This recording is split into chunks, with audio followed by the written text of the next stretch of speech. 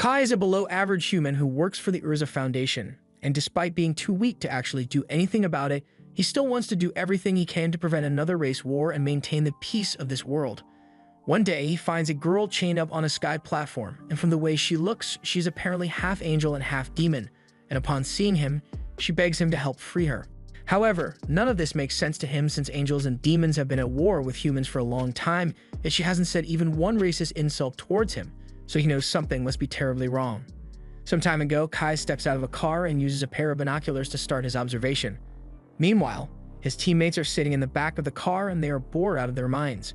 They hate having to come out here and wait for Kai, but he always observes the graveyard for at least 100 seconds, so there's no way he'd stop in the middle of it. Centuries ago, there had been a long-standing war between the demons, the celestials, the spirits, mythical beasts, and humans, and the war causes a great deal of devastation. So Kai wants to make sure something like that never happens again. He is currently a part of the Urza Foundation, and he has an obligation to observe this graveyard, where the demons have been sealed away to make sure nothing goes wrong.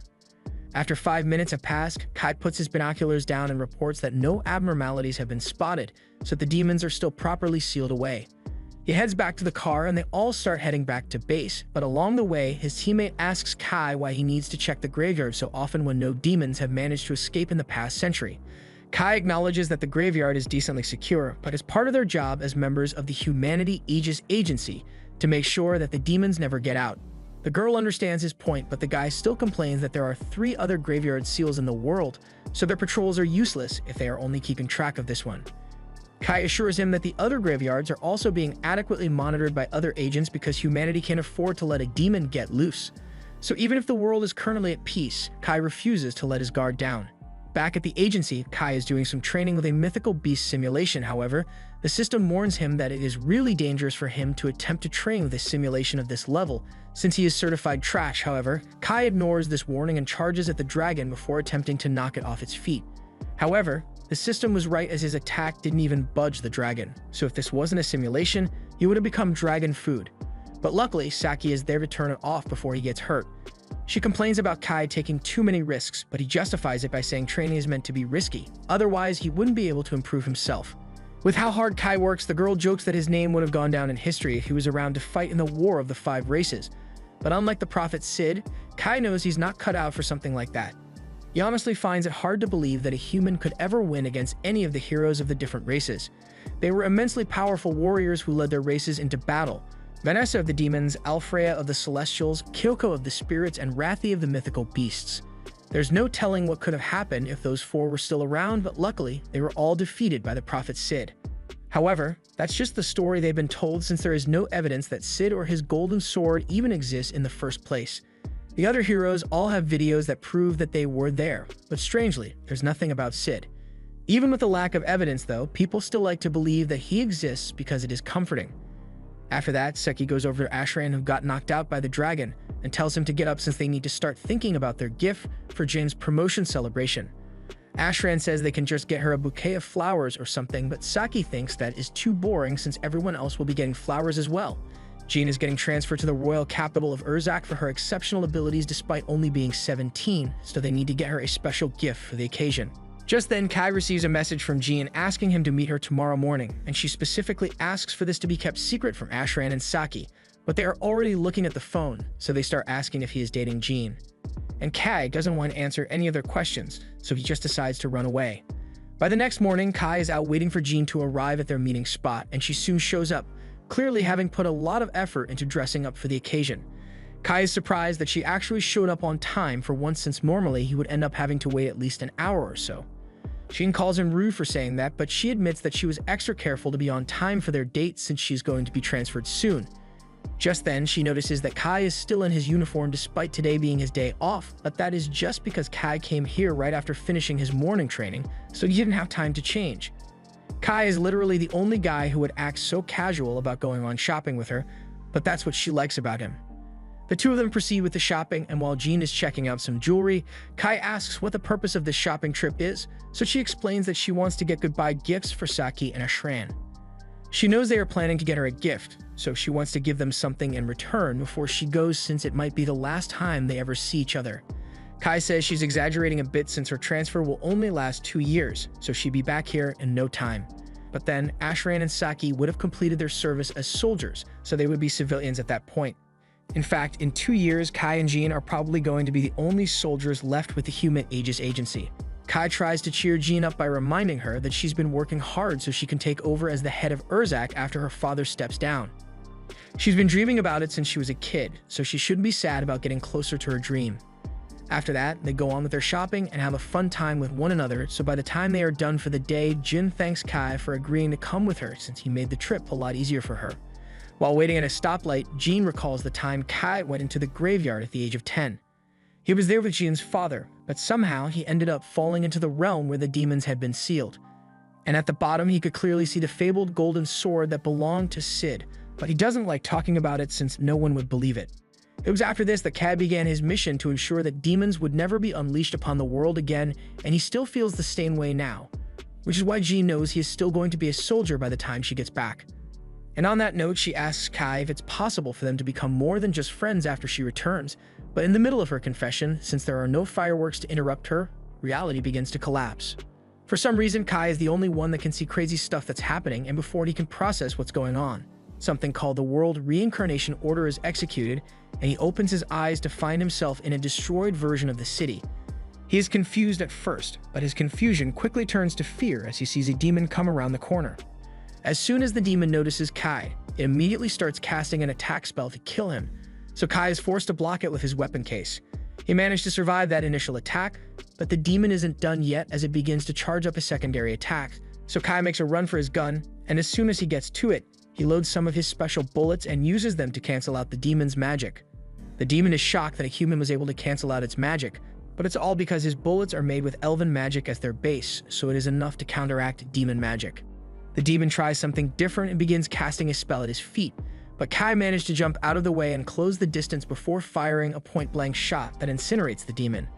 Kai is relieved that his plan works since that last bullet is made in order to reproduce the effect of a dragon's fire, but he has never actually gotten to use it before.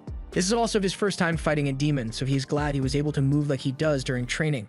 He just needs to hope he doesn't run into a dragon though. All of a sudden, Kai hears a voice coming from behind him, so he turns around and finds another demon staring at him and wondering how a filthy human could have possibly managed to defeat a demon. Kai raises his gun and asks why the demon is able to speak the human language if it detests humans so much, so the demon says he found it easier to order around his human slaves by speaking the language. Kai is shocked to learn that humans are slaves in this world, but the demon refuses to elaborate further and says it will get rid of Kai immediately since he seems pretty dangerous. The demon is about to fire a powerful spell at Kai, but at the last second, someone throws a flashbang, and while the demon is blinded, they pull Kai into a car and speed off. Inside, Kai is surprised to find out that the girl that saved him is actually Saki. Saki says she has never met him before, so she's not sure how he knows her name, and no matter how much Kai insists that they know each other, she still doesn't remember him, and neither does Ashran. Saki and Ashran assume Kai must be having a psychotic episode because of the demon attack, but he genuinely knows them and can't believe they've forgotten about him. He tries telling them that they were on the same team in the Humanity Aegis Agency, but Saki has never heard of the agency and says she's a soldier in the human resistance. Kai has no idea what Seki is talking about, so he asks them to explain what happened in this world. They tell Kai that in the War of the Five Races, humans ended up losing. 30 years ago, the other 4 races took over the world, so humanity was nearly eradicated. And the ones that did manage to survive were all forced to run and stay hidden. Kai is slowly starting to put the pieces together and realizes that this place is the city of Vashel after it had been destroyed. Kai is led down into an underground tunnel while Ashran explains to him that the cities all over the world have been claimed by the 4 other races, and they mostly fight among themselves to claim new territory now. This city in particular was taken over by the demons, which is why humans had to move underground in order to survive. They took some of the underground spaces that were still intact and remodeled them to become a safe haven for humans. This way, they can keep other humans safe and organize troops to fight back against the other races. Kai stops for a moment and asks why humanity lost the war, but Saki and Ashran think the answer is pretty obvious since no humans could possibly defeat a demon on their own, and on top of that, all the races have absurdly powerful heroes, so humans stood no chance. Kai is aware of how powerful demons and the other races are, but humanity was able to win in his timeline because of the prophet Sid, so he asks the 2 of them what happened to him. However, they've never heard of anyone by that name. Kai tries to explain that Sid is meant to be a human hero who defeats all the other races, But he obviously doesn't exist in this world, since humanity wouldn't be forced to live underground if they had someone like that to fight for them. Just then, they hear a commotion nearby, so Saki and Ashran realize that the main corp must be back, so they explain to Kai that there are many underground human cities around the world, and each one has their main corp that defends them. Here, the commander is the one who protects everyone, and Kai can't believe what he is seeing as the commander turns out to be Jane. Jane is greeted by Saki and Ashran, and they tell her about how they found Kai out on the surface, so they brought him inside. Jane compliments them on their good work and walks past Kai, showing no recognition whatsoever. Kai can't accept that Jane doesn't remember him, so he tries to remind her that they were literally shopping together a few minutes ago, but Jane has no recollection of this, so she says she's just going to leave. Before she goes, Kai asks why she is acting like a man when her dream was always to surpass her father as his daughter, and this statement makes her pause for a moment, but Kai is quickly stopped from saying anything more to her. That night, Kai spends his time looking through the records of this world, and everything is the same aside from the fact that all records involving him or the prophet Sid do not exist anymore. However, something still doesn't make sense to him, since if Sid never existed in this world to seal away the other races, then why do the graveyards he created still exist? To investigate, Kai heads over to the graveyard the next day and finds that the blockade stone that was meant to keep its seal has been removed, so he heads inside and discovers the golden sword of Sid inside. He walks up to it and grabs the sword, at which point he hears a voice telling him to never relinquish the sword, because it is the world coordinate key, otherwise known as the code holder. The sword then opens a gate which transports Kai to a mysterious platform, and upon climbing the stairs he finds the half-angel, half-demon girl chained up. Kai is having a hard time figuring out what race this girl is, but then the girl tells him her name is Rin and pleads to be saved once more before passing out. Kai approaches the girl, and he's still debating whether he should help her or not. But Kai mainly hates demons, and she doesn't look like a demon, so against his better judgment, he decides to free her. He tries using his sword to slash the chains in half, but the chains are too tough and show no signs of damage whatsoever. Next, he tries using his bullets, but even that isn't enough to get the chains off. He doesn't know what to do anymore since he doesn't have any other weapons on him, but then he recalls that he's still got that special sword, so he tries recalling what it was called and says the words code holder out loud. As he does this, his gun sword begins to transform into the golden code holder, and Kai can't believe he is really holding the sword Sid used to save humanity in his timeline. He raises the sword and strikes at the chains once more, and for a split second, it looks like he just destroyed the dimension. But things go back to normal, and the chains are cut in half. The girl is released and begins falling to the ground, so Kai catches her, and as soon as she opens her eyes, she gets startled and flies away from Kai, before yelling for someone called Vanessa to show herself. She says she wants a rematch with Vanessa, and it's not fair for her to send a wimpy demon to assassinate her. However, before Kai can explain that he's not a demon, Rin has already begun attacking him because she hates demons. He manages to roll out of the way of the first attack, but he can't do the same for the second energy blast Rin sends his way. He's starting to regret helping her after all. But as the blast is heading straight for him, he recalls something the system mentioned about the code holder being able to sever fate itself. So he takes the code holder and uses it to slash the magic ball in half. The magic disappears, much to the surprise of Kai, and Rin can't believe it either since a lowly demon would never be able to block her attack. Kai finally tells her that he's not a demon, and he has no idea where she got that idea from since he has no wings or tail, so he's clearly human. Rin realizes her mistake, so she apologizes for mistaking him for a demon and attacking him out of nowhere. But she happens to really hate demons, so it's always straight violence on sight whenever she meets one. Since she hates demons as well, Kai at least has confirmation that she's not a demon, but he still doesn't know what race she is, so he asks her. So she begs Kai not to ask her about it. Kai agrees to drop the subject about her race for now, but he still has other questions he would like to ask, like where the hell they are. Unfortunately, Rin has no idea what this place is either. All she remembers is that she was fighting Vanessa, and all of a sudden, she found herself imprisoned here. Kai recognizes the name and asks if Rin is referring to the same Vanessa that's the hero of demons, and Rin confirms it. He is surprised Rin would pick a fight with a hero, so he asks if she is really that strong, and in response, Rin proudly states that she could wipe out an entire army of demons on her own if she wanted, but from what she has seen, Kai is equally as impressive as her since he was able to stop her attacks. She asks how he managed to pull it off, so Kai is about to tell her about his sword, but just then, he notices a portal behind Rin, which a hideous monster emerges from. The monster says something about the Fate Singularity entity having awakened, and since it poses a great threat to the new world, it will commence protocol to remove it. The monster attempts to strike Rin down, but Kai pulls her to safety at the last second.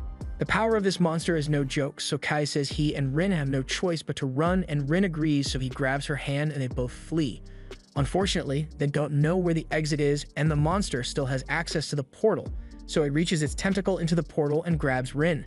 With this, it declares that it has captured the singularity, so it begins the termination protocol and forms several orbs to erase Rin from existence.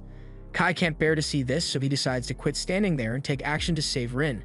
He uses the golden sword again, and with it he slices the monster's tendril in half, while also doing significant damage to Dimension. The monster spots him and recognizes that he is holding the forbidden sword, but doesn't understand why the sword is here, or how a human could have gotten their hands on it. Since Rin is free now, Kai doesn't plan on seeing a reason to stick around to find out what the monster is going to do, so he grabs Rin and jumps through the hole in the dimension, leading them back to the graveyard on Earth. Kai is a bit confused, but he is glad they managed to escape in one piece, and Rin is so especially relieved since she was really scared she would die. This is the first time anyone has ever cared enough to help her. Since her entire life, she has been told by all the other races that she is not one of them. However, of all the races, demons were the cruelest to her, always calling her an abomination, which is why Rin got into a huge fight with Vanessa. Kai comforts her and says he knows how she feels since all his friends no longer remember him, so he feels like he is all alone in the world. The history he remembers is one where humans won the Great War of the 5 races, but in this world, it seems demons are occupying the human cities. Rin is a bit confused since she doesn't recall demons ever gaining the upper hand against humans. In fact, right around the time she fought with Vanessa, she recalls that humans were starting to win the war and the demons were complaining that it was all because of the human hero.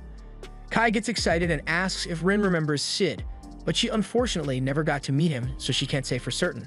Kai realizes he may have overreacted, so he apologizes to Rin, but at least he has confirmed that he and Rin recall the same past, so they must be the same. Rin gets close to Kai and says that he's the first person to ever group himself with her, and it makes her pretty happy. They both leave the graveyard a little while later, and Rin asks Kai what he plans to do now. But before he can give his answer, Rin collapses to the ground in exhaustion.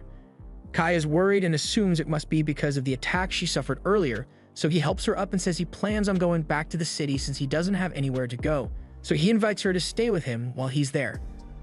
Rin is hesitant to agree since she says she doesn't want to go to a human city, so Kai asks why and she tells him that she can't trust other people. Kai is the only one she is willing to trust since he saved her, so he says that she should trust that he will keep her safe, and once again asks her to come with him. She is always free to leave if she ends up feeling uncomfortable there, so Rin ultimately agrees to go with him. Back in his room, Kai is lying on his bed while Rin has a shower, and he is absolutely exhausted from the drive back home. Rin had never been in a car before, so she was freaking out the entire time and nearly made him crash a bunch of times. Fortunately, she is able to hide her wings, so once they got here, no one could tell that she isn't human, but she still draws a lot of attention with her weird behavior. She even tried to fight some people with magic at one point, so Kai had to hold her back. But he can understand why she is so cautious since she is surrounded by people she's not familiar with. Kai then shifts his attention to his sword as he hadn't even realized when it turned back to normal, so he grabs it and is about to say code holder to see if he'll transform again. But before he can do that, Rin comes running out of the shower and asks him for help since she can't figure out how to turn off the shower. Kai says he will help her, but for now he can't look at her since she's not wearing any clothes. After the shower is turned off, Rin has gotten dressed and tells Kai that she thinks it's unfair how humans get all the good stuff. Even with the state of human society, they still have such warm water to shower with, while Rin had to bathe in a waterfall. And humans also have such soft beds too, but on the surface, everything was destroyed, so she realizes Kai wasn't joking when he said the city had been occupied by demons. Kai had been skeptical at first, but meeting Rin has confirmed that he's not crazy, so he now knows for sure that they are in a world where the results of the Great Race War were altered. The correct history is the one where Sid became the hero of the humans, but in this reality he never existed for some reason. Rin suggests that they just need to escape this reality and make their way back to the old one. And that's indeed a solution to their problem, but Kai doesn't know if there's actually a way to do that. They go to bed after that, but late into the night, Rin jolts awake and warns Kai that she senses strong magic, meaning the demons are attacking. Outside, the demons have just torn their way through the city ceiling and are beginning to go on a rampage. Kai had already known that humanity was screwed in this reality, but he didn't realize that humans were this helpless against demons and there's no hero around to save them either, so Kai decides that he needs to step up and take the place of Sid for humanity's sake. The defense units begin firing bullets at the demons, but they already know little bullets aren't going to do anything to help, so Saki runs off to go get the machine gun. However, before she can get to it, a demon pulls up behind her and is about to fire a spell at her. But at the last second, Kai jumps in to save her and knocks the demon to the floor. He tells Saki that she should use water against the demons since if their bodies absorb it, they'll become too heavy to fly, and once they are grounded, she should hit them with some grenades. Just then, Kai mimics Ashran getting turned to stone by a demon, so he fires an anti-magic bullet to interrupt the spell and save his life. The demon proceeds to target Kai and tries to hold him down while another demon comes up behind him to attack. However, Kai slips past him and pushes the first demon away, while Rin blasts the second one. Afterward, Kai thanks Rin for the assist and compliments her on her strength, but even with their combined power, he's not sure they can save the city on their own. Ashran and Seki come running up to Kai and ask him how he was destroying magic with bullets and knocking demons around with his fists. Kai explains to them that he came from a world where humanity won the race war, and his fighting technique, along with his special bullets, all come from that world. Saki and Ashran still don't believe Kai is serious about there being an alternate timeline, but before they can ask more questions, Ashran gets a message informing him that 2 demon scouts managed to escape, and if they report back to their leader about the location of this underground city, a whole army of demons are going to show up here and kill off every last human. Ashran says he needs to go report this to the rebel army headquarters, and Saki asks Kai to join them in heading there since his strength makes him a valuable asset, so Jean is sure to welcome him. Kai agrees to join them, so they all head for the headquarters located in the old royal capital. The place was destroyed years ago, but that's precisely why they chose to build their headquarters there since demons wouldn't think to search for them. The one who suggested the location was Jin's father, but he retired as the head of the rebel army 2 years ago due to an injury, so Jin took his place. They soon arrive at HQ and both Kai and Rin are brought to meet Jane. She has already received the reports from Ashran, so she asks Kai to tell her about this alternate timeline he mentioned earlier. Kai tells her everything he knows, but the other officials there call him a liar for daring to make such a bold claim. However, Kai mentions how he was childhood friends with Jean in the previous timeline, and how she always wanted to be like Og and Jur. Hearing those names catches Jin's attention, but she doesn't say anything yet and decides to end the meeting for today. Later that night, Jean asks to meet with Kai, and it looks like she is a little more open to the idea that Kai might have been telling the truth, since very few people in this world know that she is a woman and the names Og and Jur were the nicknames of her father and grandfather. However, that doesn't mean she believes everything he said, but his combat skills and knowledge are worth relying on. She tells Kai about a plan she has to coordinate with the other human cities and repel the demons that will be coming to invade Neo-Vashel. But Rin doesn't think that's a good idea, since that would only cause more and more demons to attack as time went on. Plus, if a high-ranking demon were to show up, then the whole plan would instantly fail. Jean is aware it's a reckless plan, but she can't think of anything better to protect the homes of the surviving humans. However, that's when Kai suggests that they only need to go after one demon to resolve this, and that's the hero of demons, Vanessa. Jean thinks it's crazy to even consider attacking a demon as powerful as Vanessa, but Kai is confident that the code holder will be able to work against her, so he says he and Rin will be the ones to challenge Vanessa. The demons are more focused on fighting the other races, so most of their forces won't be at Vanessa's side. All Kai needs is for Jean and her forces to hold off the rest of the demons while he engages Vanessa, so after Jean agrees to it, they immediately begin preparation to reclaim the Urza Federation. As preparations for the mission are being made, we hear a bit of Rin's inner thoughts, and while this world's current condition is due to a race war, she is the most racist of them all. She hates all the races for different reasons, with demons being deceitful, celestials being stubborn, and humans being weak. But most of all, she hates herself since she's part of every race. Kai is the only one who didn't reject her for her complicated Ancestry.com results, so she really hopes that Kai doesn't die on this mission. Once everything is ready, the team heads out and goes over the plan one last time. While the main force is tasked with stalling the rest of the demons, this squad will invade the palace through the underground network and defeat Vanessa, while also freeing any human captives they find.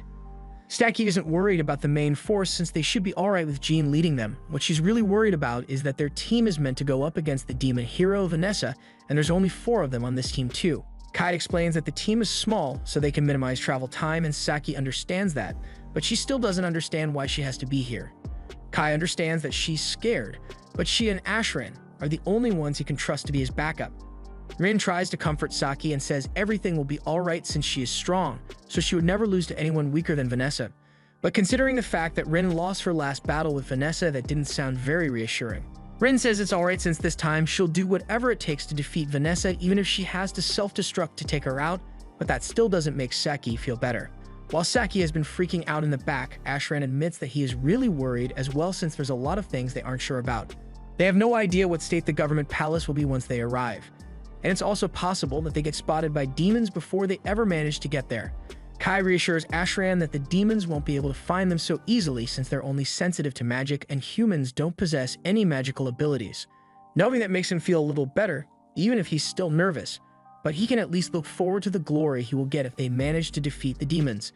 After a few minutes, the convoy has gotten close to their destination, so Jean addresses everyone and thanks them for standing to fight for the sake of humanity. She knows some of them may be concerned about their chances of success since this plan was made last minute, but with how long humanity has been fighting against the demons, today is the first time they've had a clear path to victory. So this is the day humanity makes its last stand. The group charges out of the tunnel and blows a hole open leading to the surface. As they continue to charge, Kai is shocked to see that the government palace is in terrible condition and surrounded by dozens of demons. The demons finally notice the humans, so one casts a freeze spell to try and stop them. But Kai already knows how to deal with that spell, so he leaps over the ice and fires a bullet to disrupt the demon's casting, before using the gun to blow the demon up. That's one down, but there are still many more being summoned by the minute, so Kai turns to Rin, and they agree to work together to take out all the demons. Kai points his gun upwards while Rin uses her magic to give him some extra power, and the resultant blast is powerful enough to strike down all the demons outside the palace. Everyone is impressed that Kai was able to take out so many demons at once, but they got to continue with the plan, so Kai says he and the others will begin searching for Vanessa from the top floor, while Jean assigns the remaining troops to guard the entrance to the government palace and rescue any hostages being kept here. As Kai's group is climbing to the first floor, Fallon is starting to get suspicious, since that lighting attack he just did seemed a little too powerful to have come from his gun alone. Almost as if it was amplified by magic, and she's about to accuse Rin of being the source of that magic, but Jean interrupts and reminds her that Kai and Rin are going to fight Vanessa for their sake, so this isn't the time to be questioning them. As they get closer to the top, Rin spots an imp in the middle of summoning a large demon, and it was already too late to stop it as the demon appears next to them and grabs one of the team members. Fallon jumps in to save the guy by chopping the demon's fingers to pieces. She tells the others that she will hold the demon off, so they should go on ahead without her. She promises that she will catch up once she has defeated the demon, and since they don't have time to waste, Jean agrees and says they should meet back up on the top floor. As the team makes it to the top floor, a bolt of lightning is fired at Jean and she is unable to dodge it, so she gets electrocuted to death. Or at least that's what it looked like. But as the smoke clears, Jean is perfectly fine, and it's all thanks to the elven armor she is wearing. She acquired it some years ago from an elf village, and when it comes to magic resistance, this armor is one of the best suits in the world. And since Jean is able to withstand the demon's attacks, she tells Kai that he can go on ahead to find Vanessa while she handles this guy. As Kai and the others make it to the next corridor, they all put on special armbands to help keep them hidden from the demons up ahead. Rin made these using her barrier magic, but since Ashran and Saki don't know that she's not completely human, she makes up a lie and says the armbands were made by a human instead to mimic an angel's barrier magic. The group proceeds to walk down the hall, but a moment later, a huge Reno demon walks out into the hallway and Saki is scared shitless, so she was about to fire a bullet at it even though she knows it wouldn't have done much. However, Rin tells her to put the gun down and wait a minute, and to Saki's relief, the demon walks past without noticing them. After that, they make their way to the breaker room where Saki and Ashran will be stationed as Kai's contingency plan. He's going to face Vanessa and he hopes to defeat her, but in the event that he can't manage it, their job is to turn off all the lights in the building so everyone can escape to fight another day. Rin tells them that if they stay quiet in here, and no demons should be able to find them, so they don't need to worry about fighting for now. They wish Kai and Rin luck, but as the two are making their way to the next floor, they suddenly hear an alarm being set off. They have no idea what's going on since the barrier magic should still be active, so there's no way the demons can see them. But then Kai realizes that it's probably the infrared security system of the building that detected them. Since the demons know they are here, they run to the next room when they are confronted by the demon general. The two of them immediately get into battle stance, and upon noticing Rin's wings, the demon takes a moment to let Rin know that he thinks her wings are disgusting. Kai steps in front of her and asks the demon if it was the one who restored the building's surveillance system. But the demon says it was actually Vanessa's idea. She was impressed with how well the security system worked, so she decides to have their human slaves maintain it so the demons could use it for themselves. In all honesty, Vanessa was quite pleased with the fact that the humans decides to invade today since she was growing quite bored, and she's curious to know why they decided to do something as stupid as attack the demon's base of operations. Kai asks if the demon would be willing to take him to Vanessa, but the demon intends to kill Kai and Rin for its own enjoyment. Kai is ready for a fight, but before he gets the chance to do anything, Rin grabs him by the arm and flies him past all the demons before throwing him over to the next passageway. She then seals the path with ice and tells Kai not to worry since she will catch up to him once she is done with these demons. Kai hates the idea of leaving Rin behind, but he agrees to go on without her as long as she promises to make it out alive. Rin then turns to the demons and they say they can smell the scent of an angel coming from her, but also that if an angel, elf, dwarf, dragon, and every other race you can think of. They ask what kind of messed up family tree made someone like her, but Rin has no idea what she is or how she came to be this way. But what she does know is that she hates the demons, and the only person she cares about right now is Kai. So if the demons are going to stand in the way of her being with Kai, then she will show them no mercy. On Kai's end, he has just arrived at Vanessa's throne room where she's been eagerly waiting for some entertainment, and at the same time, Jean and her team are still busy trying to take out that demon, but her sword attacks are proving to be ineffective, so as the demon flings her away and tries to burn her to ash, Jean takes some drastic measures and unlocks the true form of her sword and turning it into an elven bow, which she uses to strike the demon down. This time, her attack was effective, but it left her weakened since when elven magic items are used by a human who isn't capable of magic, it will chip away at her life force. Jean knows the risks involved in using it, but she's willing to give up her life for the sake of defeating demons. And besides, what she has had to deal with is nothing compared to Kai's job since he has to fight Vanessa. Just then, another demon crashes into the room from the ceiling, but before it can strike Jean, Fallon returns from her fight and knocks it away. Fallon fights with swords made of drake fangs, which is why she is able to contend with the strength of the demons. The troops outside are currently keeping the rest of the demons from making it inside the palace, but there's a limit to how long they can hold out, so everything depends on Kai's battle with Vanessa. Vanessa asks if Kai would be willing to put down his gun and give up right away. Most people would be surprised to learn that the strongest demon is a succubus, and since she was getting pretty bored, she offers to ride Kai's stick shift to pass the time. Kai immediately refuses, and Vanessa finds him amusing since most men would have folded on the spot after hearing her offer. She had heard that the human rebels had a commander who used elven armaments, so she wonders if Kai is that person, but Kai corrects her and says he's an outsider who came from a world where Vanessa was defeated. Vanessa doesn't believe him at first, but Kai doesn't look like he's lying, so she asks him which race defeated her in his world. She was expecting to hear something like the dragons, but Kai tells her that it was humans who killed her in his world. Vanessa finds this hilarious, so she starts laughing hysterically.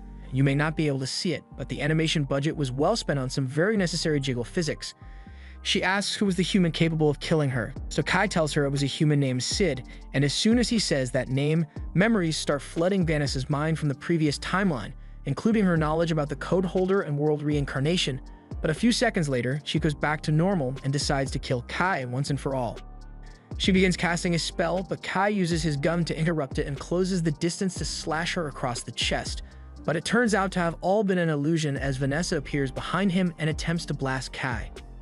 Kai manages to escape, and Vanessa is impressed by his reaction speed, as well as his weapon since it is capable of disrupting her magic and can produce a force equal to that of a dragon's breath. But that doesn't change a thing since she's still going to kill Kai, and to do that she casts a Devastation Purgatory Flame spell that nearly turns Kai to ash. He managed to survive that one, but the next spell Vanessa starts casting is an Area of Effect spell, so there's no way anyone who isn't a hero would be able to survive it.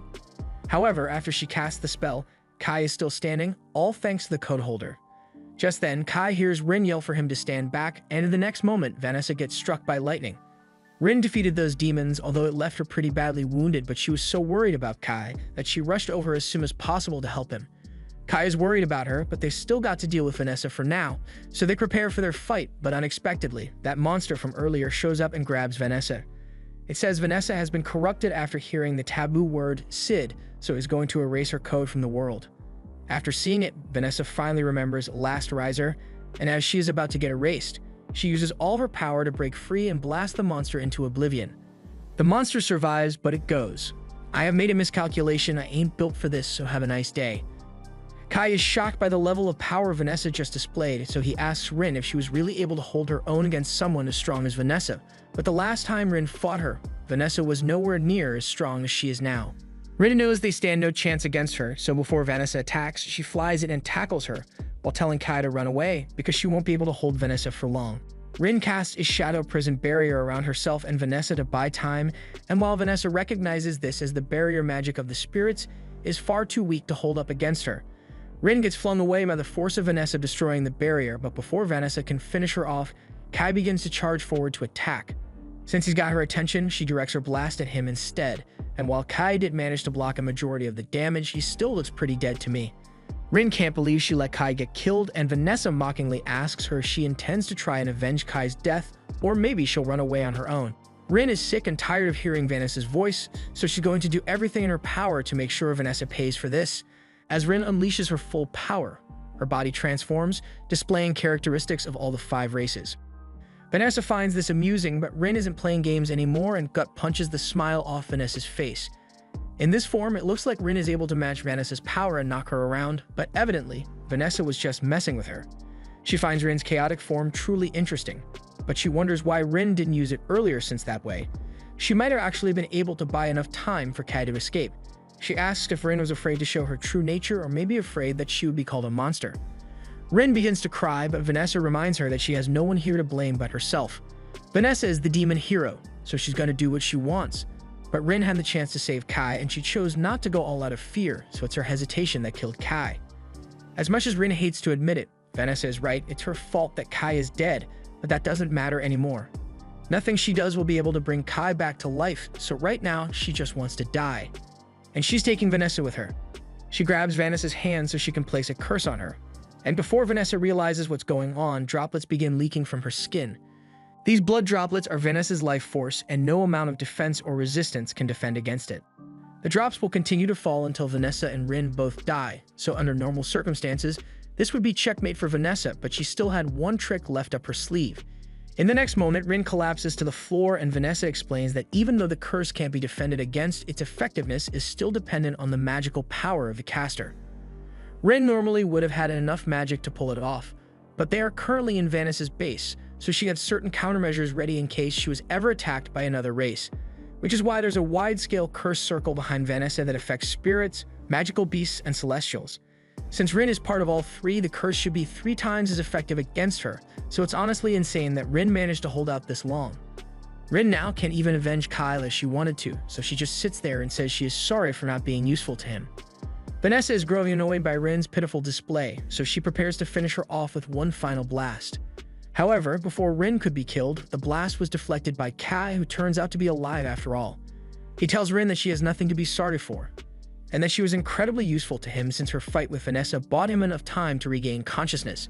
Rin can hardly believe that Kai is alive, and neither can Vanessa, so she asks him how he managed to survive that attack since no human should be alive after that. Kai recalls how he used the code holder to defend himself against Blast, which makes this the second time the code holder has saved his life in this fight. However, he doesn't say anything about it to Vanessa and just gets into stance to face her. Vanessa feels insulted that Kai would dare to challenge her, so she reminds him that he is nothing more than a piece of trash that survived her attack by luck. Her last attack left him on the verge of death, and the only reason she couldn't finish him off was because Rin was keeping her busy. Kai responds that the reason he is so determined to win is because Rin risked her life for his sake, so he's going to do the same for her. Vanessa is now intrigued and asks Kai if he has some sort of plan in mind for how he will defeat her because she would very much like to see what he's got. Humans keep telling her they will show her what human potential can do, but not once has she actually been impressed by a human. The spirit hero, the celestial hero, and the beast hero are all nuisances that get in her way, but at least she can respect them for being powerful. However, when it comes to humans, there is no one whom she can respect among them unless Kai claims to be strong enough to be humanity's hero. Kai tells her that he has no intention of becoming humanity's hero, but she did ask him to show her the potential of a human, so he is going to show her just how powerful a human can be. From this moment forward, he will be facing Vanessa as a representative of humanity, and although Vanessa can't imagine anything he could possibly do to beat her, she decides to take him seriously, so she uses her magic to summon a mini meteor to crush Kai. However, Kai is easily able to slice it to pieces with the help of the code holder. Vanessa is impressed that Kai is able to slice through her magic so easily, but she is still far from done, so she begins casting hundreds of Hellflame spells. But while she's doing this, Kai calls Ashran and tells him to cut the power immediately, so all the lights in the building go out. Vanessa realizes that she can't see even though she's got a literal flame on her shoulder, and since Kai doesn't have any magic, so she won't be able to sense him either. However, even if the human has no magic, the sword is full of magical energy, so she just targets the sword with her Hellflame attack. However, as the dust settles, she is shocked to discover that Rin was the one holding the code holder, and Kai is already behind her. From here, all the years Kai spent training finally come in handy, so he combo locks Vanessa and has Rin throw his sword over to him so he can finish Vanessa off. And the only thing Vanessa says as she is about to be sliced is, "I guess I lost. Good game, human." As Vanessa falls to her knees, her body begins to break apart from the damage she has taken. Rin and Kai can tell that there's something wrong with Vanessa, and this is when Vanessa's memories finally manage to return to her. She now recalls everything about Sid and the world reincarnation. She couldn't believe she let herself fall victim to it when Sid warned her that something like this would happen. After hearing that Vanessa knows about Sid, Kai begins asking her to tell him everything she knows. She tells Kai of a phenomenon which Sid called the world reincarnation. Someone caused this reincarnation to occur and alter the course of history, so Kai has to go and find this person, as it is bound to be one of the other three heroes. Sid had foreseen the world reincarnation, which is why he entrusted Vanessa with his sword to ensure that it wouldn't get stolen by the enemy. It is the one and only key to correcting the alterations made to this world. Kai asks why Vanessa and Sid would be working together when they are meant to be enemies, but while Vanessa did fight with Sid once, Sid earned her respect as a strong fighter and worked together. There's a lot about the previous reality that Kai doesn't know about, so Vanessa warns him to watch out for the Zero Code because it is magic that is incredibly troublesome to deal with. Aside from that, she tells Kai that he did well against her and she was really impressed with him. From his plan to utilize the darkness to his courage and combat skill. She is now sure that this is what Kai meant by human spirit, but she still feels incredibly frustrated for losing to him like this. She can't make excuses, but she would love to face Kai again. So she tells him that if they ever meet again, she's going to have a lot more fun with him. Kai is at a loss for words after what Vanessa just told him, but the exhaustion from the fight soon catches up to him, so Kai ends up falling to his knees, but he is relieved that he actually managed to defeat Vanessa after all. The news that Vanessa has been defeated spreads to all the human survivors, and before long, they've all gathered back at the Urza Foundation to begin reclaiming it. Things are finally looking up for the humans, but while everyone is happy with humanity's latest victory, Kai is still lost in thought about what his next move will be. Rin asks him if something is wrong, and he says he had thought something happened to the two of them, which was why they were the only ones who remembered the old world. But if he is to believe what Vanessa said, then it's actually the opposite, which is true. The world around them got changed, and they were the only ones who remained the same. Rin says she wants things to go back to the way they were since she thinks this world is really scary, and Kai agrees with her, but he still has no idea how they'll change everything back. Just then, Jean comes up to Kai and Rin, and she wants to express her gratitude to them. It may be in ruins right now, but the only reason the humans have been able to reclaim their city is because of Kai and Rin's efforts. That's why she wants to thank them on behalf of the rebel army. However, she can't help but notice that Kai and Rin don't seem very happy despite their victory. Kai tells her that he is actually pretty relieved that he won since he doubts he could beat Vanessa if he ran into her again. Now that Vanessa is gone, humans can rebuild the city to how it was and maybe even better than it has ever been. But that is going to have to be handled by someone other than her. The people who were around when the Federation first fell to the demons would be much better suited to lead the restoration efforts, so she's not going to do it. But if she doesn't want to help rebuild, Kai and Rin ask her what she'll do instead. Jean explains that there are 3 other federations that were conquered by the other races, the Eo Federation, the Yulan Federation, and the Scholz Federation. Each one is currently under the control of one of the remaining races, and each one has a human rebel army fighting back against them. She plans to head over to help launch a large-scale operation to form a united rebel front. The news of Vanessa being defeated has already spread across the continent, and humans everywhere are more motivated than they have been in ages because of it. That is why Jean was hoping Kai and Rin would be willing to come with her and help the other rebel armies. If they work together, they may be able to accomplish the same thing the humans of Kai's original world did and get rid of all the other races. Jean will personally take command of the soldiers and lead them to ensure that Kai and Rin have every bit of support that they can offer, so she wants Kai to fight alongside them. Kai looks stunned for a moment, so Jean thinks it is important to mention that he will be adequately compensated for all this hero work. But it's not like Kai doesn't want to help humanity win the war, he was just thinking about how mature this version of Jean is. In his version of reality, Jean was an incredible person, but she also had a childish side to her. So she would do things like call him in the middle of training time, ask him out on shopping dates, and worry about her future with her friends, but it's hard to imagine this version of Jean doing those things. Kai agrees to join Jean in battling the other races and liberating humanity, so he extends his hand to Jean as a symbol of cooperation, and they shake hands on it. They then head down to the ground floor, and Jean addresses all the soldiers, asking if they have all gotten a good amount of rest, and they are all beaming with energy because this is the first time they've gotten to sleep without worrying about getting attacked by demons. They are all excited to have reclaimed Urza, and Jean informs them of the plan to reclaim the other federations. Meanwhile, Kai talks to Rin and tells her that he's going to put an end to the war of the 5 races himself. If this world doesn't have the Cid to save it, then he's going to have to step up and become humanity's hero instead. And while he is at it, he will find the person behind the world reincarnation and set the world back to normal. The group then set out for the EO Foundation to help the resistance there. But it's really cold, so along the way, Ashran ended up catching a cold. He's also feeling a bit frustrated that after all the work they did to reclaim the Urza Foundation, they didn't even get to enjoy their victory before they got sent out on their next mission. Saki tells him that he shouldn't be complaining since there are requests coming in from all over the country, and right now Jing and her team are humanity's only hope, so they need to do their part to help as much as possible. At the very least, Ashran can look forward to the idea that the royal capital in Urza would have been rebuilt by the time they return, as long as no demons attack it before they can get it fixed. Speaking of which, it's been 5 days since a recent incident occurred. Back at the Urza Foundation, while Kai and Rin were helping out with the cleanup, Rin suddenly began to sense a demon nearby, so she and Kai went to investigate. But as they entered the building, the demon's presence suddenly vanishes, so Rin realizes that this must be a trap, and she tries to warn Kai, but it's too late as they had already been caught in a barrier. Just then, a demon appears above them, and she recognizes Kai as the human who had defeated Vanessa, and she immediately fires a magic blast at him. Kai wastes no time in pulling out the code holder so he can deflect the attack. However, while he was distracted, the demon girl sneaks up behind him and tries to take him out, but at the last second, Rin intervenes and flings her away.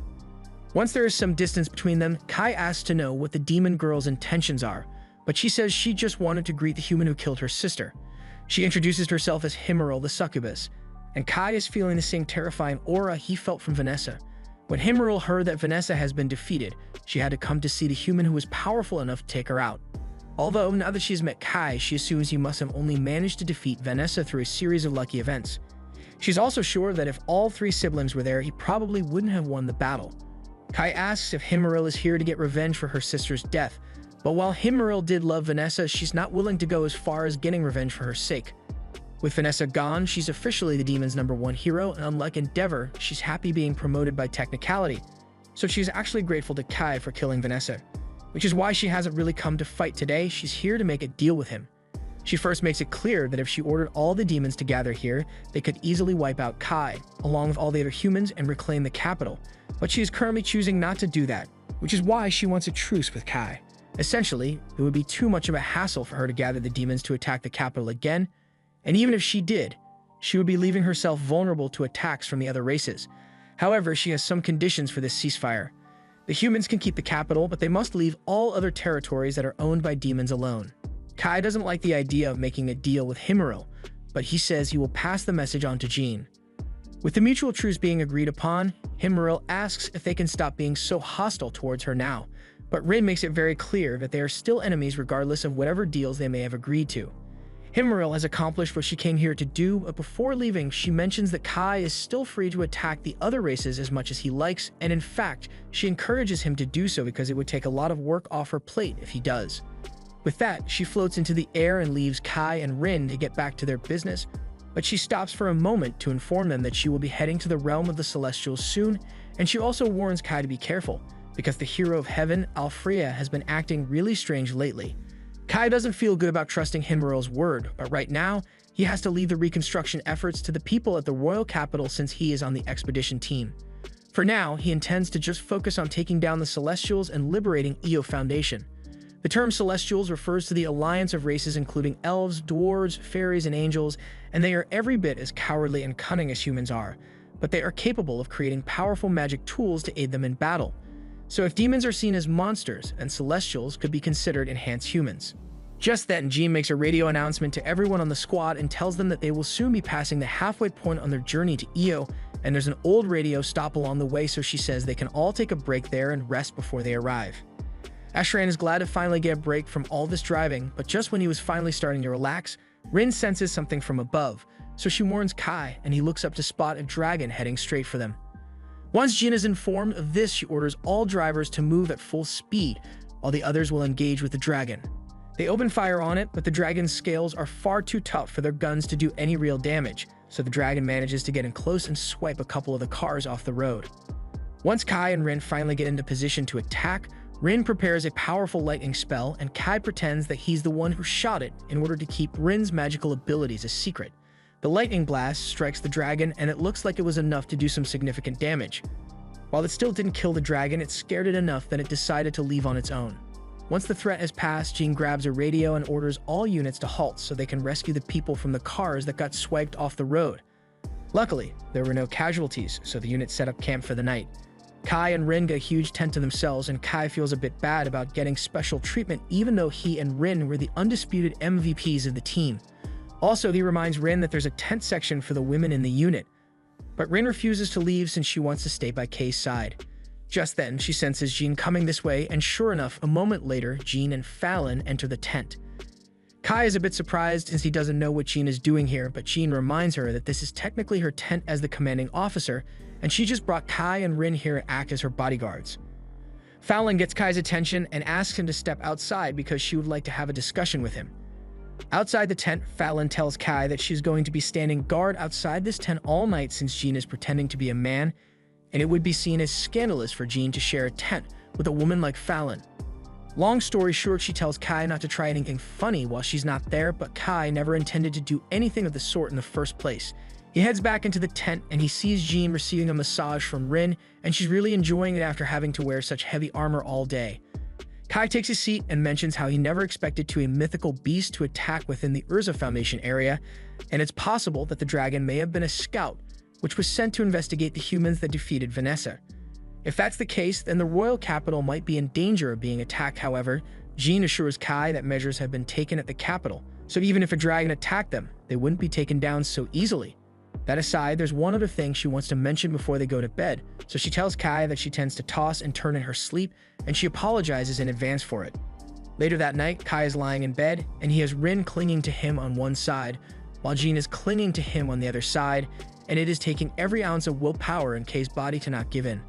The next morning, everyone gets back on the road, and Ashra notices that Kai looks like he didn't manage to get any sleep at all last night, but Kai doesn't want to talk about it. As they continue to drive, Rin notices a structure outside in the mount, so she asks Saki about it, and Saki tells her that it's the border wall that divides the federations. They will soon be crossing the border, so Jean radios in and tells everyone that their destination will be 8th City, Cassiopeia, which is just outside Eo's capital. As they approach the city, Saki is put on lookout duty, and she says it's important to strike first if they encounter any Celestials, since guns actually work on them. Kai reminds her that she probably shouldn't be so trigger-happy since humans and Celestials look really similar, so she might end up shooting the wrong person if she's not careful. They soon arrive at the location where the human resistance is hiding out, and they'll need to continue on foot from here on out, so they all get out of the cars and begin walking. As they walk, Rin comes up to Kai and tells him that she found some really tasty fruit to eat. Kai tells her she shouldn't eat random fruit she finds, but Rin says it's really delicious, although it does make her tongue feel a little numb. The group eventually makes it to the camp of the Resistance, and they are greeted by all the humans there. The front gate opens, and the Resistance's general comes out to greet the group as well. He introduces himself as Zephan, and he is honored to meet Jean in person. The news of the defeat of Vanessa has inspired them not to give up hope, so they are really glad to have Jean's team here. Zephan then turns to Fallon, and he is glad that he lived long enough to reunite with her despite them fighting so far apart from each other, and likewise, Fallon is happy to see that her old master is still alive and kicking. Moving on to business, Jean asks to be taken to see the commander of the rebellion here, so Zephan tells her to follow him so he can lead her to Dante. However, before they get there, Zephan asks Fallon if she knows anything about Dante. From what she has heard, Dante is a descendant of the old royal family of Io, and chooses to refer to himself as Emperor. He is also really jealous and suspicious of everyone around him, so it is likely that he views Jean as a threat to his authority. Zephan tells her she is correct, and he asks Jean to please be tolerant of Dun's behavior because if nothing else, the soldiers here really appreciate her help.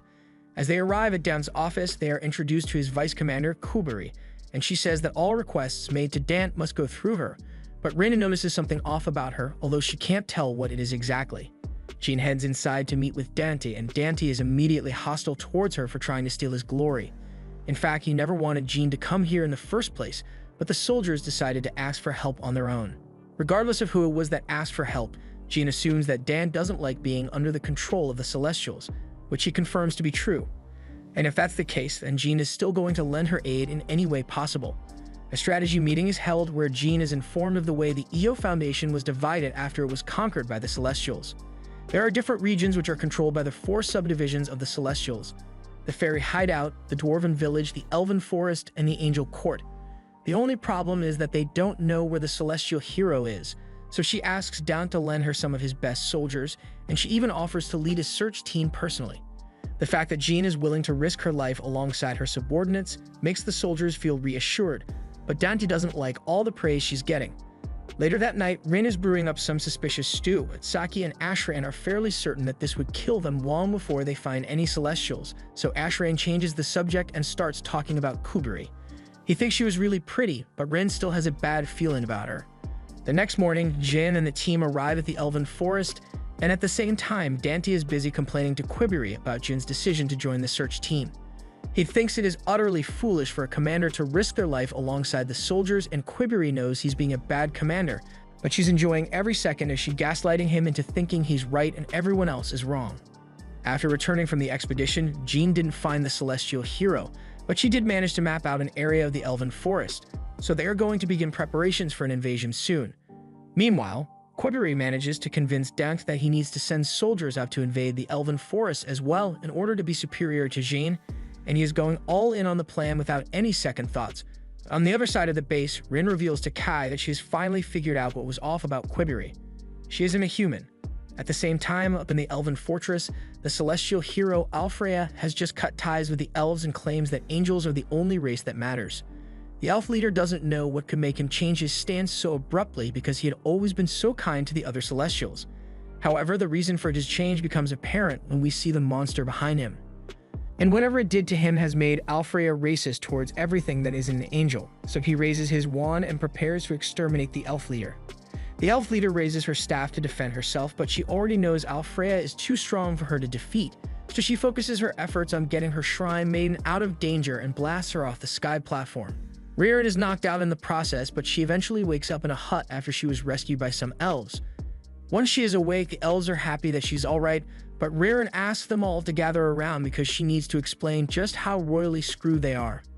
One of the elves asks what they should do with the humans they captured in the forest, and at first, Ririn doesn't think this is the time to be dealing with prisoners of war, but she realizes something. Meanwhile, Jin's team has just arrived in the Elven Forest, and the first thing they see is the signs of the massacre that took place with Daunt's squad. The last time any of them heard from Daunt was last night, but they never could have imagined this is what happened. As the leader of the rebellion here, he must have been aware of the dangers of the Elven Forest, so she can't believe he would be stupid enough to attempt to conquer it without them. Kai doesn't think this was entirely Daunt's fault since there is a high chance that he was instigated into doing this, and the culprit is almost certainly Kuberi, as Kai believes she is an elven spy. If an elf were to hide their ears, they would look no different from a human, and if that's the case, then maybe Quiberi isn't the only spy that managed to infiltrate the rebel army. Jean decides to investigate the matter herself, so Fallon calls over to Ashran and Saki to remind them to watch their back no matter what. They were around during the mission to take down Vanessa, and they performed well, so Jean trusts them enough to leave her rear in their hands. But as she and Fallon continue forward, they are shocked to find an area full of discarded guns and gear. There is no doubt that these belong to Daunt and his team, so Fallon assumes they must have fallen for this trap. However, the trap seems pretty obvious, so Jean doesn't know how Daunt fell for this. Kai points out that this is just a decoy, meaning the real trap is actually above them in the tree leaves. It's incredibly hard to spot, but Kai remembers reading about this tactic from the history books of his world. Just then, Rin approaches Kai and tells him that he hears something nearby, and it's probably an elf, so they should be careful. Rin follows the scent and leads the others through the forest until she reaches a small clearing in the forest. She can explain why, but the scent just stops here. However, a moment later, a light starts to shine from beneath their feet, and the next thing they knew, they had all been teleported to another part of the forest. Upon landing, there's a little mishap between Ashran and Saki, where Ashran may or may not have accidentally found out what Saki's ass feels like, but that's besides the point. Right now, they are now deep within enemy territory, so they need to stay vigilant so they don't get caught off guard. All of a sudden, they see a little fairy girl run out of the bushes while chasing a butterfly, and she's so focused on getting the butterfly to become her friend that she barely pays attention to the group of armed people in front of her. She eventually bumps into Ashran's leg and falls over, so now that she realizes that there are other people here, she asks what part of the forest they are from since she assumes they are all elves. But she finds it strange that she can't sense any magic coming from them, so Ashran clarifies that they are actually all humans. After hearing this, the girl is scared out of her mind and runs back into her village to get away from the scary humans. The others follow her, And as they arrive at the entrance to the elf village, the guards immediately draw their bows ready to defend against the intruders. However, they are ordered to stand down by Quibri. Jean confirms that Quibri is a celestial spy and questions her about what she did to Dante's team. Quibri says Dante and his team are still alive, but they inhaled quite a bit of paralytic pollen, so they won't be able to move a finger for at least a few days. Jean immediately demands that Quibri release the hostages she has taken, and Quibri says she is fine with letting them go, but only under one condition. She wants them to fight against the angels and defeat Alfrea. It should be easy for them since they managed to defeat Vanessa, but Kai and Rin wonder why the elves would want to take down the angels when they have always been so close to one another. Quibri doesn't like the idea of fighting the angels, but the elves have no other choice now as Alfrea has betrayed them. Quibri tells them all to follow her into the village so they can meet Riren. And this is the first time that humans have ever been here. So while they won't be welcomed as guests, they should take pride in the fact that they were allowed to enter. Riren introduces herself as the Shrine Maiden of the village, and she asks if these people are really the ones who took down Vanessa. After getting her answer, she points out that the garment Jean is wearing beneath her armor is of elven origin, so she asks where it was gotten from.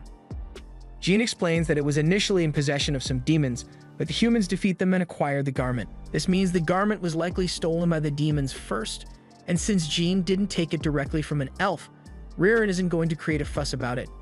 Getting back on topic, Riren says they will release their prisoners, but in return, they would like Jean's team to rescue their village elder from Alfrea. Kai is shocked to learn that Alfrea was the one who captured their elder, so Riren explains that something has changed about Alfrea. He always used to be so kind and gentle, so for him to turn around one day and tell them that they must become subservient to the angels made no sense to them.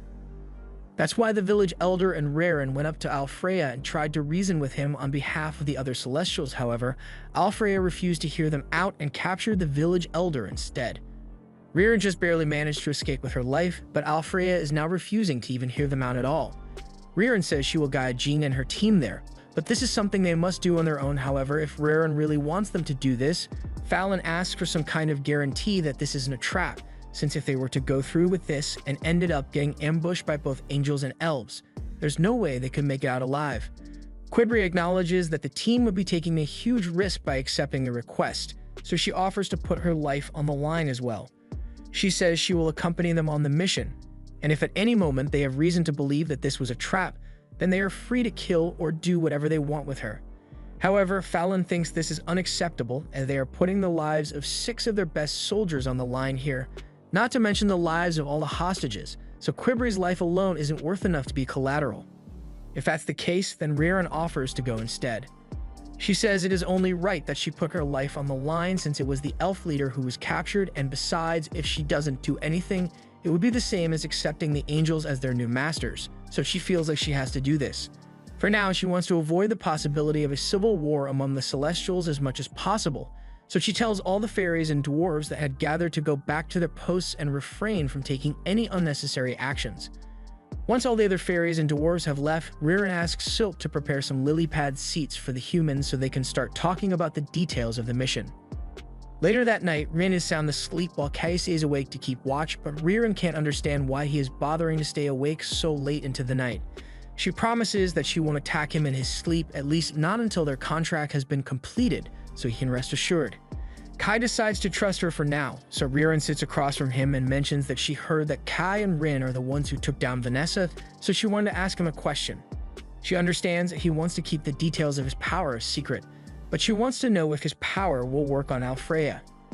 From the way she is talking, it almost sounds as though she's asking Kai to kill Alfrea, but that's not exactly what she means. By tomorrow morning, they will be heading to the Angel's Palace, and they will surely end up fighting Alfrea, so if Kay's power proves to be insufficient, they will just end up dying together instead. She also warns Kai that if he attempts to run away out of fear, then she will do everything within her power to make sure that he doesn't leave this forest alive. Kai says he understands, but now that she is done talking, there's something he would like to ask her as well. He wants to know if she has ever heard of a human named Sid. However, to Kay's disappointment, Riren has never heard of Sid before. From what Vanessa told him, his best bet at finding the person behind this world reincarnation is to face each of the heroes. The next morning, the group is getting ready to enter the Angel's Palace, and it's apparently above this tree, although they probably won't be able to see it. There are actually several floating fortresses around here, but the one that is above them is considered to be Angel's Palace. Riran activates a double-layer teleportation circle beneath their feet, and Kai is surprised by the extent of the system they put in place to keep the palace hidden, so he asks if it is a countermeasure against humans. However, Riran says they never considered humans to be a threat, so the measures were made to defend against spirits, demons, and mythical beasts. If that's the case, then Kai assumes that the majority of the Angel soldiers will be stationed at the borders of the region, while only a few remain as palace guards. They teleport up to the palace, but as they arrive, Riran smells something terrible, so they move forward to confirm the source. And to her horror, she finds a room full of angels badly injured and on fire. They are all thankfully still alive, but Riran wonders who could have done something like this. However, they have no time to investigate because they still need to get to Alfrea, so Riran takes them to the next level of the palace. This section consists of several floating platforms, so Fallon is glad they have Riran as a guide since it would have been difficult to traverse this area. However, as they move up to the next platforms, they are immediately attacked with a wind spell from the War Angel Vicious. Riran can't believe Vicious is betraying her as well, but Vicious says she is merely doing what Alfrea would want her to do. Seeing Vicious's stance on the matter, Riran asks if she was the one who injured all those angels outside. Vicious answers that those were the angels who refused to obey Alfrea's new ideology, so they had to be punished, although it was Alfrea who personally delivered the punishment for their disobedience. In fact, the elf leader is going to be executed later today in order to send a message to all the elves, dwarves, and fairies that they cannot stand against Alfrea. Vicious then attacks the group, so Kai fires a bullet to distract her, while Fallon runs up to her and uses her swords to blast Vicious away. After which both Saki and Ashran both open fire on her. They tell Kai, Rin, and Jean to go on ahead without them while they hold off Vicious. Vicious wants to go after Kay's group, but the bullets being fired at her force her to focus her attention on Fallon's group for now. In the meantime, Kay's group has made it to the next platform, but as they begin running across, they are attacked by an angel wearing full body armor. Rin manages to hold her own against Rafaelo, so she tells the others to go one ahead without her while she handles him. Kai, Jane, and Riran make it to the top of the palace where they find the village elder still trapped. But she's not the only one here, as Alfrea looks down at them and asks why people keep choosing to disobey him. He claims to be a benevolent ruler and a merciful one at that, but the only people who are entitled to his blessings are his fellow angels. At the same time, Vicious launches another attack at Fallon and the others, so Fallon jumps out of the way after warning Saki and Ashran and runs towards Vicious to slash her. Vicious is able to block this attack, but she now recognizes Fallon's blades as Drake Fangs, and she has heard that the impact force they generate is close to that of a mythical beast. Fallon is surprised Vicious knows what these are, but Vicious says it's only natural, that she would know about it since Celestials are known for their skill with magical tools. However, Fallon finds it pretty ironic that Vicious is supporting the enslavement of those same skilled Celestials. On the upper floor, Rin has just knocked Rafaelo down with a powerful strike, but Rafaelo slowly gets up from the rubble and tells her he is impressed that she was able to break through his divine guard so easily, so he will do her the honor of acknowledging her as a threat. Rin knows he is BSing, though, since her attacks aren't actually doing much damage to him. She hates how composed he is and how angels look down on others like they are better. However, Rafaelo was too busy feeling better than her to hear what she said, so he instead asks her what she is because he can't figure it out. Rin says she doesn't know what she is, and she won't be taking a DNA test either because she doesn't care about her origins as long as Kai stays with her. And speaking of Kai, he is still facing off with Alfrea, who declares that he will now execute the great elf leader. Riran refuses to stand for this, so she yells that Alfrea has no right to declare himself as the ruler of the Celestials and charges forward, but Alfrea just looks at her like an insect and casts a spell to squish her where she stands. Luckily, Kai jumps in and pulls out the code holder to counter Alfrea's spell, leaving Alfrea stunned because he didn't realize a human could do such a thing. He asks to confirm that Kai is really a human and not an elf in disguise, but even if Kai is really human, it makes no sense to him why a human would willingly risk his life for an elf. Although it's pretty simple, if something bad happens to Riran, then the rest of the elves are going to execute human prisoners, so it makes sense to keep her safe. Alfrea still doesn't understand since Kay's life should be more valuable to him than anything else, and if his judgment was off even by a little bit, he could have been vaporized along with Riran. But for him to be so confident that he could block it, the sword he is holding must be special in some way. Kai doesn't deny that the sword is special, because it was at least powerful enough for him to go toe-to-toe with Vanessa. Upon hearing that Vanessa was defeated, Alfreya breaks out in hysteric laughter at the realization that she foolishly let herself be killed by a puny human. Kai tells Alfreya that he's in no position to call Vanessa a fool because at least she didn't try to eliminate her own subordinates. However, Alfreya says that he can decide what he does with them. He is the most brilliant spire of heaven, so he has no desire to call anyone who would disobey him a subordinate. Jean is done listening to Alfreya's narrow-minded speech, so she draws her long bow and fires a shot at him. Alfreya raises a shield to defend himself, but Jean's shot breaks straight through it and leaves a small cut on his cheek. Alfreya is surprised that Jean is using an elven bow, so he asks her if she's aware of the consequences something like this will have on her body. Jean says throwing her life force away is nothing to her, but this is the first time Kai is hearing about this, so he is worried and asks her what she means by that. However, they don't have time for a conversation, so she says she will explain later. Alfreya launches a thunderball at Jean and she attempts to counter it by firing another arrow, but the arrow does nothing, so she ends up getting hit with the blast. However, after the blast hits, Jean seems to be fine, and it's all thanks to the elven garment she is wearing. With it, she will be able to withstand most magical attacks, but Alfreya is becoming infuriated by the fact that Jean is using celestial equipment against him, so he plans to eliminate her with his Light of Judgment. As the light is about to strike them, Ririn finally does something and uses her magic to put up a shield around them all. She refuses to let herself be saved by humans more than once, and Kai is happy that she will fight with him, but he still thinks it would be better if they could make this a 4-against-1 battle, so he and Ririn go to find a way to free the Great Elder.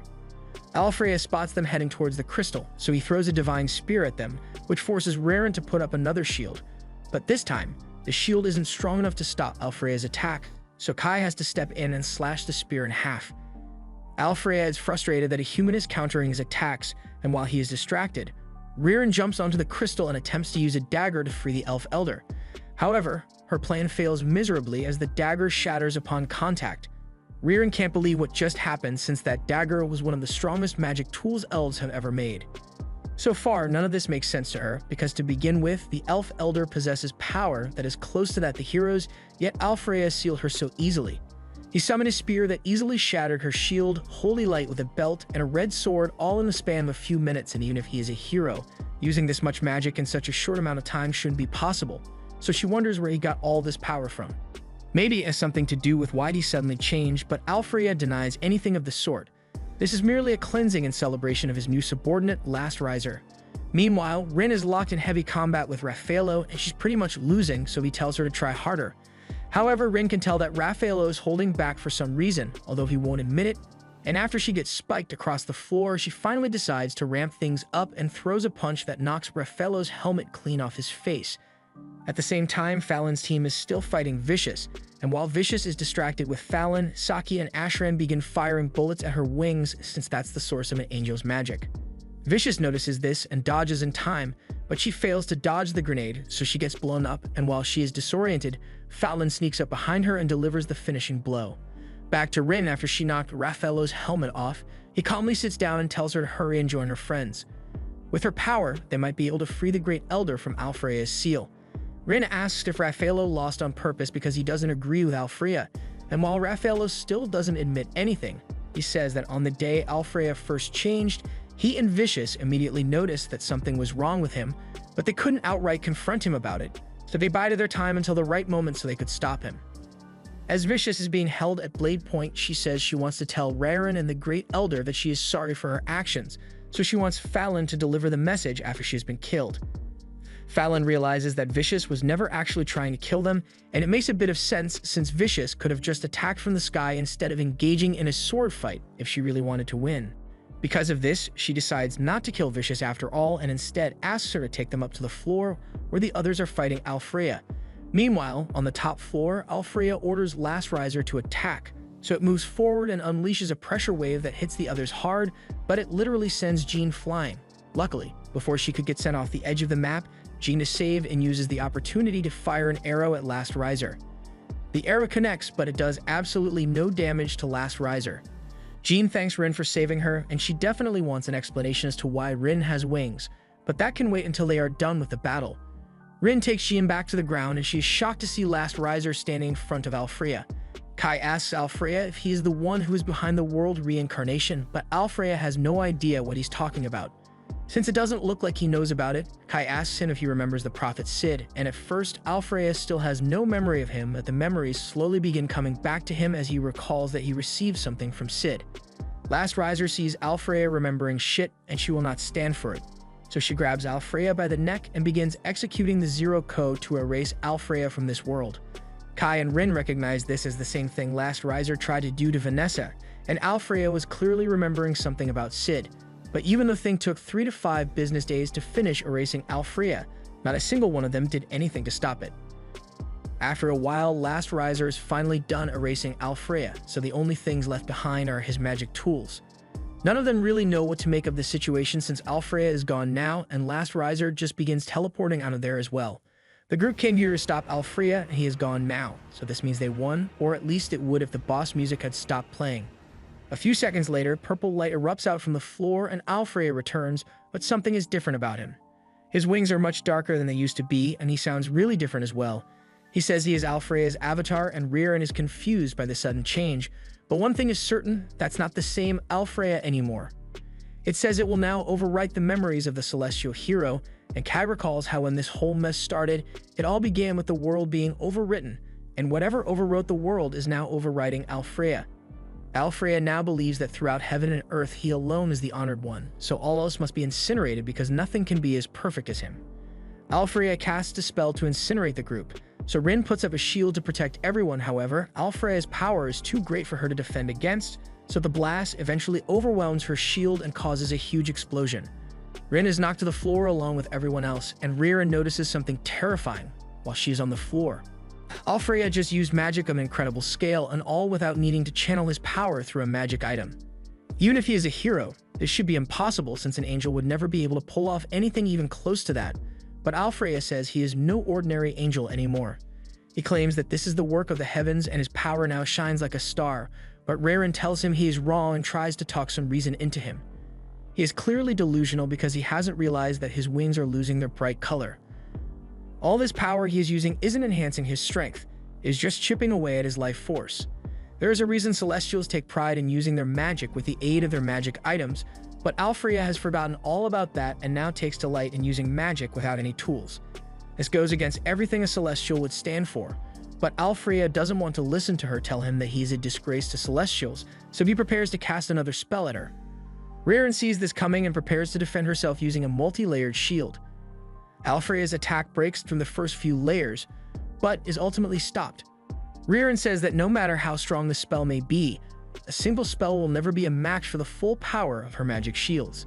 Alfreya hears what she says, and that's nice and all, but he just summons a sword and pierces straight through all her shields. Ririn ends up getting stabbed, and she can't believe Alfreya actually managed to break through her shields with a single attack, but before Alfreya can finish her off, Kai steps in and defends Ririn. Kai tells Alfreya that Ririn really looked up to him, and somewhere in her heart, she was hoping he would snap out of this and go back to normal, but Alfreya says he has no intention of going along with the fantasies of a weakling like Ririn. Kai knows Alfreya would never say something like that, so he is sure that this isn't the real one. This is just a cheap imitation that is replicating Alfreya's powers. This was the end of episode 7. Subscribe to not miss the next part.